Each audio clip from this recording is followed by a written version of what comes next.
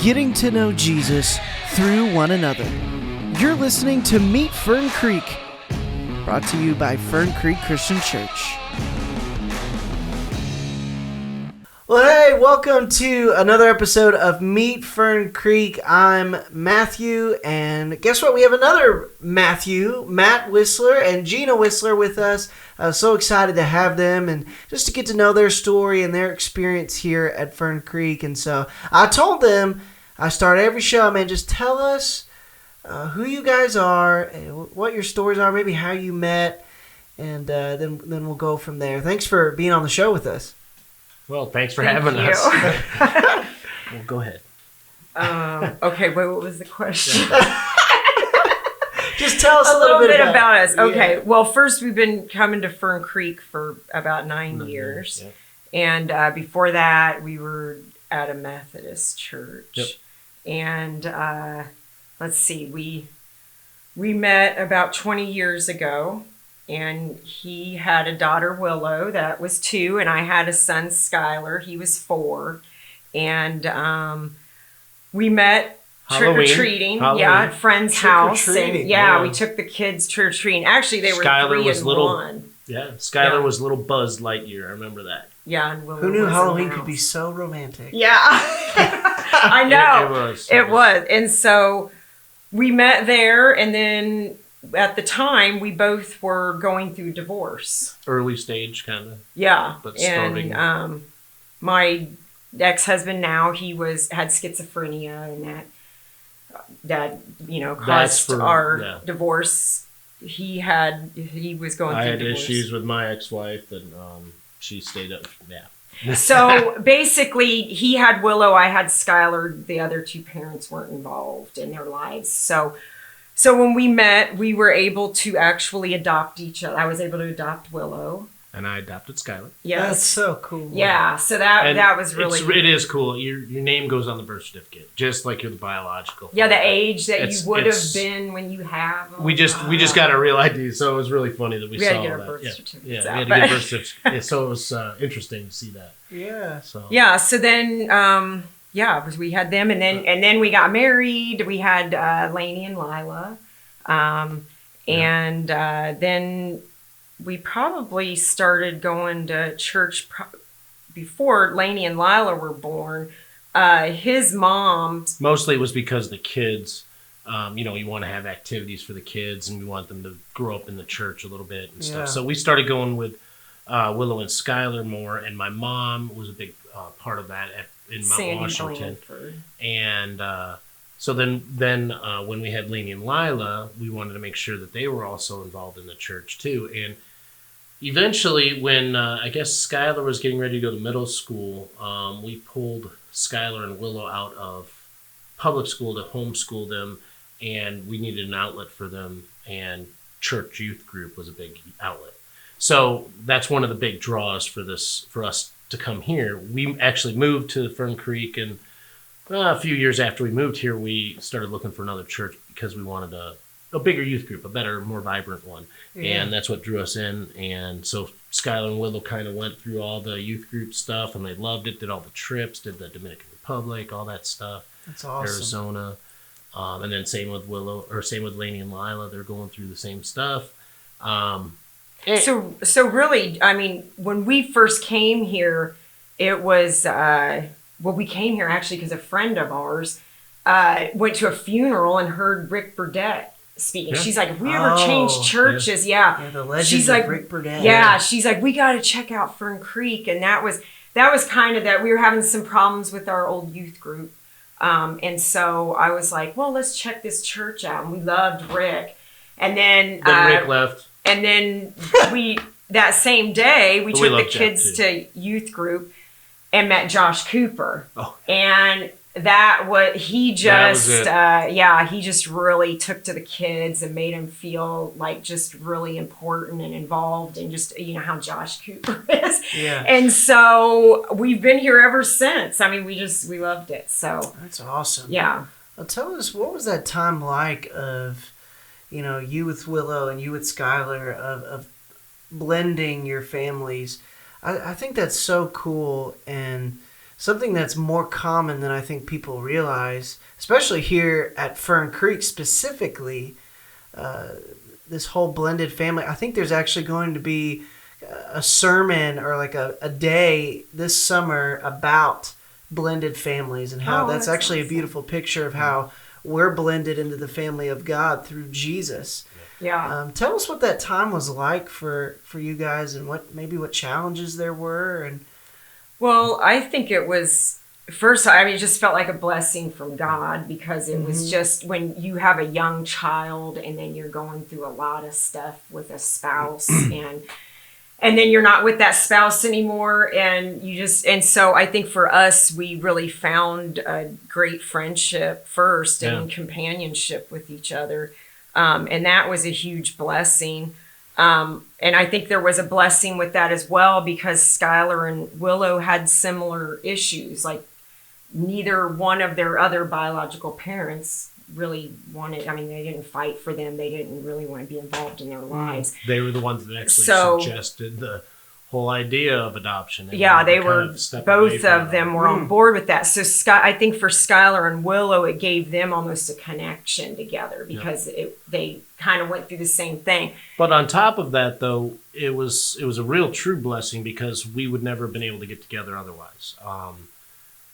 I don't think we would have had the connections, something in common necessarily.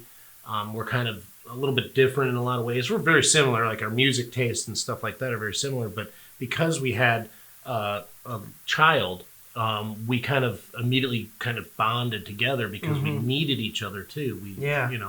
And I just still remember me having Willow with a ice cream pop right before dinner, and she's like, "What are you doing?" Just some of the stuff that I did as a single dad. Skylar's going, I don't know where my kids would be right now if it wasn't for Gina. So thank God for her, really, seriously. She's helped out a lot in that regard for sure. But the kids really helped us develop our relationship with God because by sending them to church, they brought more questions to us that made us research more and we wanted to know more about. Yeah. Well, and I think a lot of it too was because Sandy was taking them and they were in programs, at church. And so we would want to go see them at church in their programs. And because his mom always drove them. And so the more we got involved with that. And then finally I volunteered because they said I had to if I wanted the youngest to stay for VBS. So I volunteered. And then it just opened up a community to me that I was I had never been involved in church. I'd gone, but I'd never been involved. Was it the 3rd through 5th graders? Well, that was, I'm talking about, earlier on. But with, I think some of the challenges of a blended family was we had 4 people coming together and we all had our own baggage. We all had experiences that weren't good. And, a lot of, just a lot of baggage. We each had our own issues with that has taken our whole, we're still taken 20 years to deal with it. We're still working on those things. How did we deal with being a blended family? Well, we'll let you know when we're done. Yeah. I don't know. We're working through it. In the past year or two, we've actually come out of it a little bit more too, because we've dealt with some issues and stuff. We had some good therapy and stuff from friends of ours, really, now. Well, we started going to therapy this last year because all the baggage caught up with us. And, just trying to do that on your own and trying to, pray about it and do all the things. But, there was just a lot of, just baggage there that we had to get. And then just a few little tweaks and brought us closer to God, which helped us in every way because we started talking to Jesus more and relying more on him and less on us. Right. Yeah. Amen. So it was amazing when we started to realize that. It's been I feel like for us, it's been, I don't know, our journey, like some people are like, I was saved at 18 and believed and knew everything and, and everything's been good and I've always relied on, but we've had a little bit more up and down with that. Yeah. I think it's just. I think we've always believed, but we haven't really accepted the gift until I guess recently. Until really truly accepting it. I think that's an important thing for new believers to realize is that And I see this most common around people who have just been baptized. They think, okay, well, now that I've been baptized and I've been born again, now nothing bad can happen to me. And it's just not the case. You do think that way, I think. And you realize real quick in life that that's not true. And if you don't have your foundation right, it's very easy to go back to your old ways and. And that's why it's important to have community, to listen to each other's testimonies so that we can hear from each other's stories. Oh yeah, following Jesus isn't easy. Actually, Jesus said it would cost you your life. Yeah. And that's so important to realize as we become disciples that we did not choose the easy path. No. That is by no means the easy path. No, it's not. It's every day. It's every day. But I think your story is encouraging too, because I think something I just try to do in my own life is we hear these Christianese statements around church. One that came to mind as you were telling your story was that God meets us where we are. And I think I see that in your life, in that you were like, man, we want Jesus, our kids to believe in something and to have something they believe in and pursue it and are passionate about. And that led to you guys believing in it and pursuing it and being passionate about it. And I think that's really cool. And that's like, God meets us where we are. Okay, here's an actual story of that happening. And I think that's awesome. Because I feel like our kids actually have it more together than we do. I mean, I feel a lot of times. I mean, they just, they encourage us, and we learn so much from them. But I feel like they're just like, they get it. They'll call us out sometimes. It's a little frustrating sometimes when your children tell you, "Hey, start acting a little more like Christ." Stop acting that way. Yeah. It's tough to ignore at that point. Without getting mad at them because they're right. You probably have seen these folks before. Matt and Gina, they said, I believe it's second service, right? Second service, 10 a.m. They're down front in the middle. And I think one of the things I love about you guys is when you worship, it's like, I feel like you make me feel like I'm doing a good job. Well, you are. You are. Because you are so passionate about it, and it's easy to see, that it's not fake. I think for me, it's easy to spot like somebody who's just like, yep, look at me, I'm worshiping. But you guys are actually like believing what you're singing and praising God. And I think other people see that and they're like, how does that happen? So I'm going to ask you guys, how does that happen? Well, for me, I love music, and so music is easy for me, and it's hard for me to sit still when there's music. But I do know what you mean with, the praising and worshiping. And I don't know, it's just one of my favorite things, and I think it's just listening to the words. In this past year, I kind of really had to control my thoughts because they can go really dark. And praise music is just so easy to me it's literally like I just listen to the words and that's what it just feeds me. And I just can feel God's love, and I just, whatever we're singing about, I just can, I don't know, I just can feel it, and it moves. Sometimes, I'll be self-conscious sometimes because I'm like, I get so like, I'm going to fall over because I'm like, my eyes are closed, and then I'm like, oh wait, I'm in church. I'm actually somewhere public. And we have to make sure we get to church so that she has her music. Because if it's getting close, we're up on two wheels coming off of Snyder. And we are racing to get here. I'll drop her off. Sometimes she'll get out of the car with the car still moving off to run around and drive and park it and stuff.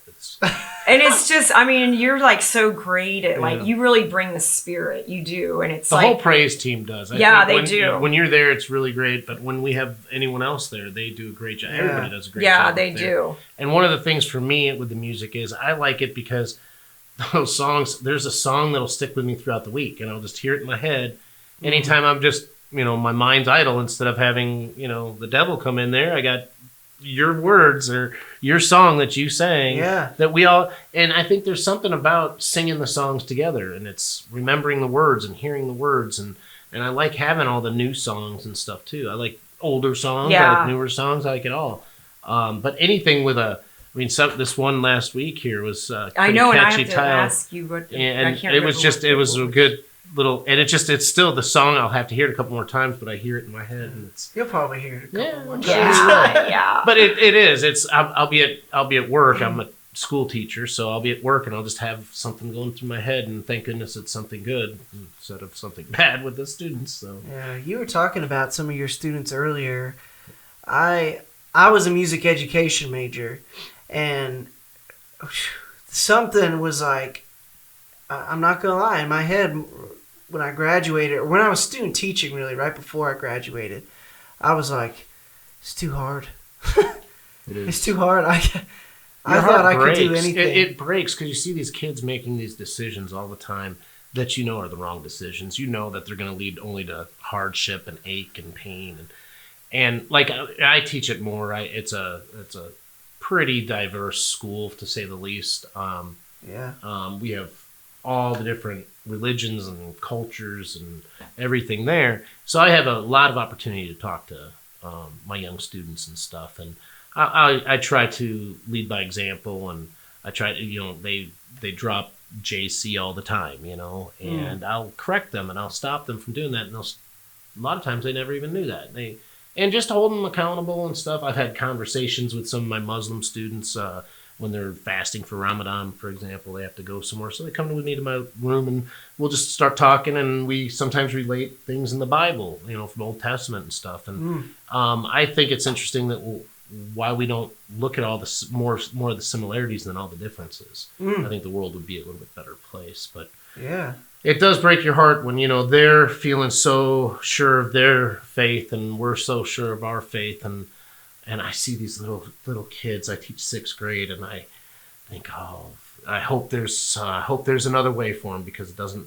I don't know. Maybe my words are helping them, but I don't know. Yeah, I think one of the keys to making disciples is being willing to have open dialogue, to hear maybe what's different, but also to see, like you're seeing, the similarities in other faiths and other people. And man, if you're not willing to have open dialogue and you're not willing to hear someone where they're at, man, it's tough to make disciples. Kids, they're really wanting to know more. I mean, that's the one thing. It doesn't matter what religion, what culture. Maybe it's just because they're 6th graders or what have you. There's a need in the world right now. Yeah. Definite need for the truth. Yeah. The truth. It's the only way to state it, really. So I try to lead by example, and I try to show them and go in with an open heart. And every day I have to forget what happened the day before so I can be happy again. It's it's Groundhog Day every day. I can't even imagine with COVID what that just did to psyche and mental and emotional health. And yeah, well, I'm in spring break right now, so this is great, but I am still looking forward to summer. Normally I can really enjoy spring break, but I'm really looking forward to summer. I just want to get the year done with. Yeah. Do you do anything fun in your summers? Oh, yeah. We're going to kick it off with our anniversary weekend. We're going to Gatlinburg. And then shortly after that, we're going to Disneyland and doing California. We're going to California. I grew up in California. I just bought the tickets today. Yeah, my best friend still lives there, and Laney's dying to go to the Marvel. And I want to see the Star Wars thing. And so we're gonna fly out there. The girls have never flown, so we're just making a little trip of that. Oh man, that's cool. So it's gonna be an adventure too, because we have a 9 hour layover in Vegas. In Vegas. So the kids are actually excited about that now. So we were really bummed. I'll meet y'all back. I think we're gonna get an Uber and go look at the lights of the strip and stuff. They've been to Vegas when we drove through once before, but flying in, it'll be rather than sitting in an airport for 9 hours. So go find some. I think they have an In-N-Out burger. I said we'll make it an adventure. Oh yeah. We were bummed. In-N-Out. I've never been. Oh, you haven't? No, I've never been west of St. Louis in the United States. It's quite embarrassing. You need to go. You do. There's so many things to see. They print a Bible verse on every one of their drinks and fries. Oh, In-N-Out? Yeah. Oh, man. Don't they have in their bag, I think. It's on their bag or something.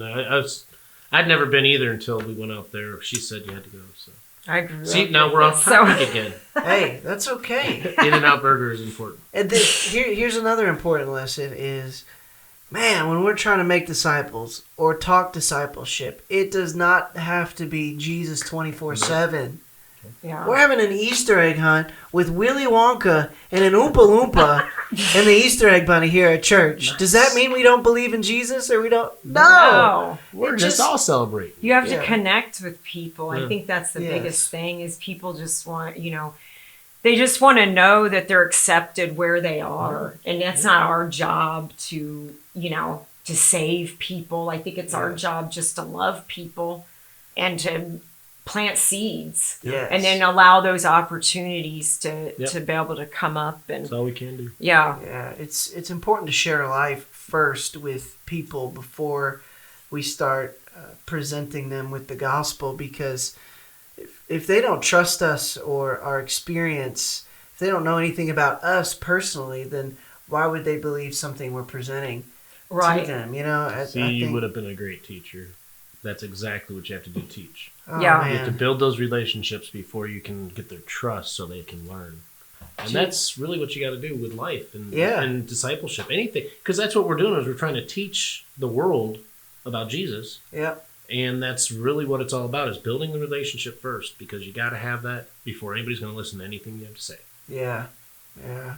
Sometimes I wonder what it would have been like. Oh, you're great. Do y'all Man. have- I don't want you going into, no, don't I go promise to I teaching. won't. No, be music minister. No, we love this. I will, but y'all have those things in life wow, if I had gone this way, what would have happened? Now I went this way and I'm happy with it, but I'm just out of pure curiosity. What would have happened if I would have? I don't know if you guys share any of that. I was when I graduated high school, I went into college right in my hometown as a nuclear engineer, and I kind of wonder where that would have led me.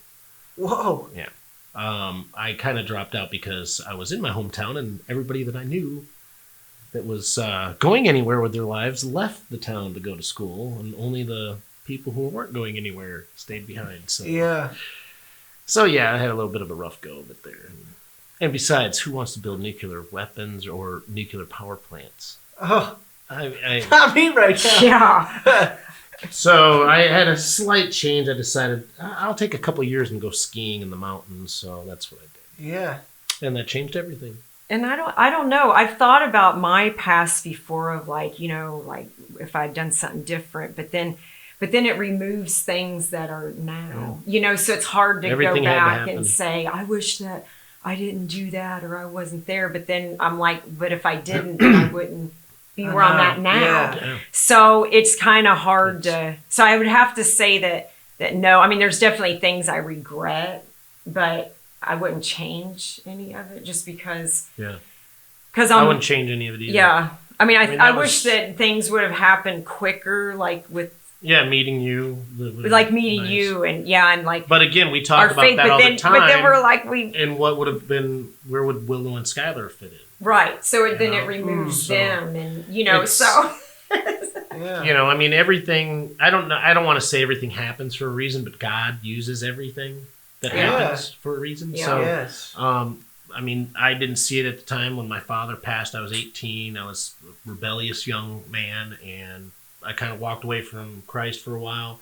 And then I realized that, and I met you. And that was one of the reasons why, though, is Dad had to do that so that my mom would move down here to have me have an opportunity to meet her. So it couldn't have happened if my dad was still here. So it was like, looking back on hindsight, yeah, you can make up an explanation for just about anything, but I really see it as like things really did have to happen for all my life to unfold the way it did. Yeah. And I feel fortunate. I feel very fortunate that it has. Yeah. I have some great kids, Yeah. a pretty great wife. I feel Yeah, like great that's church. why that Waymaker song got so popular. I remember it was right at the start of COVID, and people were singing it outside hospitals, and it was like, even when I don't see it, you're working. Yeah. Like that message Man, if you can really believe that, you have hope just about in any circumstance. Seeds. Yeah. It's the seeds. I mean, they were planted early on in my life. I grew up we both grew up in churches with some church influence. Our parents, definitely wanted us to believe in God and Christ and all that stuff. So that we had a good foundation like that in that regard. But it was the seeds and the little opportunities that came along, and I have a very analytical mind and stuff. So it was very hard to accept some stuff, but now it's just, how could I not? Well, that's how because for me, it took a long time I was one of those, I'm trying to earn God's favor. I'm trying to, but it never worked. And I knew what the Bible said. I read it. I mean, I'm involved. I'm teaching, kids, all these things, but I had to move it from here to here. Like I knew what, I knew what it all says, what, how we're saved and how Jesus is our Savior and He forgives us. But I just could never see myself worthy of that love ever. And it took me a really long time up until last year when we went to therapy and we went in and to marriage counseling, and we go in and he's like, tell me about your relationship with Christ. And I'm like, oh yeah, it's good. And I pray and I, all these things. And I'm telling him all about me and what I believe and feel. And he's like, you have no relationship with Christ. So I'm like, what? I mean, it turned me upside down. I mean, and then through that, I learned that it was just, I didn't believe it in my heart because I believed it for everybody else, but I just have always been somewhat, I've never thought highly of myself. I've always had very dark thoughts about myself. And so I thought, how could God love that, and, but I finally got it. Yep. Yeah. Yeah. I finally got it. I think for some people, their relationship with God is so attached to what they do, and not how they think or what they really believe. It's what I do. But man, it's because what I learned was I was getting my identity from others' opinions about me and my performance. That was where my identity came from. And, that's, there's going to be a lot of failures with that. So, and so I had to learn how to change my thought processes is basically what it was, is that I was believing all the false things I'd ever heard throughout my whole life.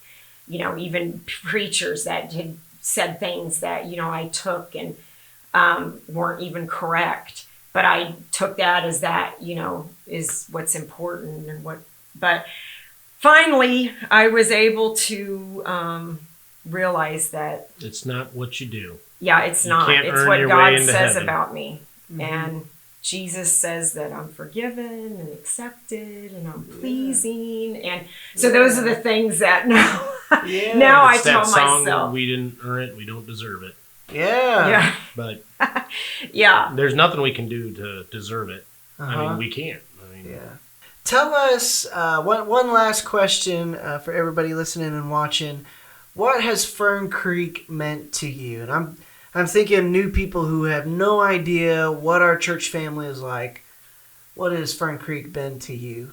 I would say a community, like a second home almost, somewhere that you're just comfortable. Or even an expanded family. I mean, with all the different parents and kids coming in and going from our house and we're always going to different venues to drop kids off, pick kids up, take them places, and it's all related to this church. Yeah, and just knowing there's a support there for you, knowing that there's people that do care about you, even if you don't, even if you're not doing stuff all the time together. I know several people that I could call at 2 a.m. and they would, what do you need? And that's just, and you just get that from the community here. And I just think that the focus is just so biblical and so correct. Yes. And that's what even like with Craig's preaching it's just so awesome because a lot of the stuff that we went through in therapy is a lot of the stuff Craig tells us. It's just, in therapy, we were able to have that, one-on-one personal thing, but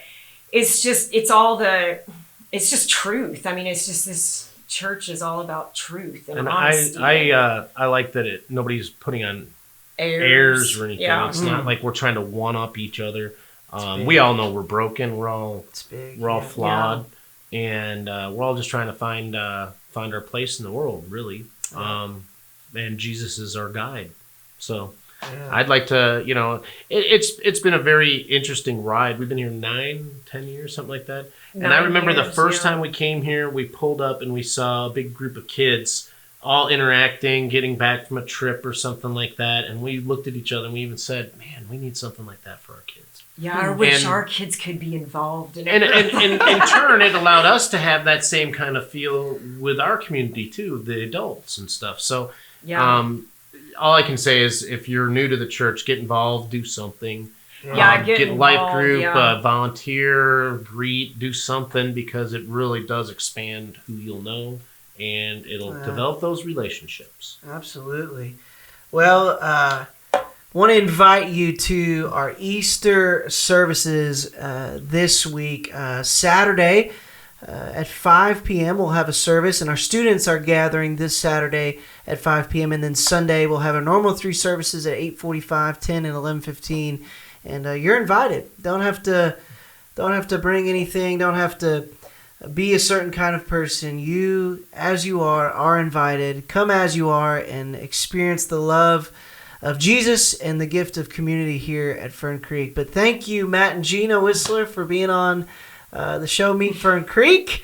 And okay, so I'll say grace, peace. You say see you Sunday. Okay. Grace, peace. See you Sunday. Oh, nailed it. Nailed it. Well, thanks for listening to our show Meet Fern Creek. I want to encourage you to download our Fern Creek Christian Church app today. Available on the App Store and on Google Play. You can worship with us this Sunday at 8:45, 10, or 11:15. See you there.